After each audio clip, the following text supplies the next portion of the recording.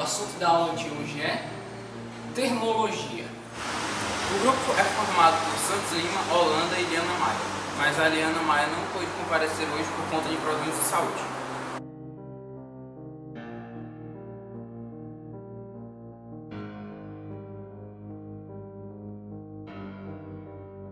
As sensações como, por exemplo, quente e frio são geralmente usados para expressar o que nós sentimos com o tato após entrarmos em um espaço.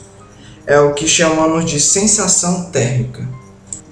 O fato de, por exemplo, quando tocamos em um sorvete, nós achamos que este está frio, mas isso é apenas uma sensação térmica. O mesmo ocorre com, por exemplo, uma sopa. Quando nós tocamos, dizemos que esta está quente, mas isso também é uma sensação térmica. O que realmente importa é o grau de agitação das moléculas. Isso é o que chamamos de temperatura. O termômetro. É pela carência de saber uma medida de temperatura exata que se tenta desenvolver um aparelho para medir a mesma. Algumas características são essenciais para o termômetro. Um desses exemplos é a substância termométrica, pode ser álcool ou mercúrio, e o outro é a grandeza termométrica. A substância termométrica, como por exemplo álcool ou mercúrio, são substâncias que são utilizadas dentro da haste de termômetros que servem justamente para medir a temperatura de acordo com a sua dilatação ou contração, dependendo assim da temperatura. Uma das substâncias termométricas mais utilizadas é o mercúrio. Por ser opaco e brilhante, é muito fácil de visualizar dentro da haste, e também pelo fato de se dilatar facilmente em relação à temperatura. A grandeza termométrica é a propriedade da substância termométrica que varia de acordo com a temperatura, como a altura, por exemplo. Um termômetro interessante é o termômetro de Galileu, nomeado pelo famoso cientista Galileu Galilei, que descobriu que a densidade de um líquido e a força de impulsão variam de acordo com a temperatura. Hoje não mais utilizado devido à sua ineficácia. Hoje em dia as escalas termométricas mais usadas são Celsius e Fahrenheit. A escala Kelvin é usada só em experimentos. Na escala Celsius, o ponto do gelo foi determinado em 0 graus.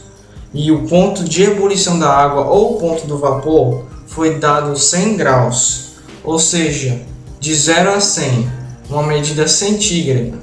Essa criada em 1746 pelo físico e astrônomo sueco Anders Celsius. Já os graus Fahrenheit são divididos em 180 partes, do ponto do gelo 32 Fahrenheit até o ponto do vapor, que foi estabelecido em 272 Fahrenheit. A conversão Celsius-Fahrenheit foi determinada pela seguinte fórmula: graus Celsius sobre 5 é igual a graus Fahrenheit menos 32, tudo isso sobre 9.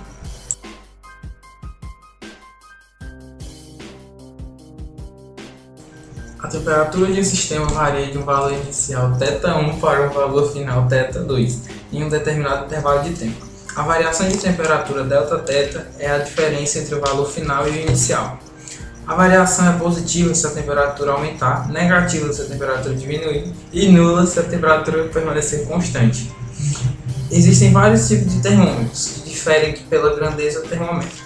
Alguns exemplos de termômetros são os de líquidos, de gás e de resistência de platina. A fórmula que relaciona os valores da grandeza com os da temperatura é a função termométrica. As partículas de gás estão em movimento. Esse movimento é chamado de agitação térmica.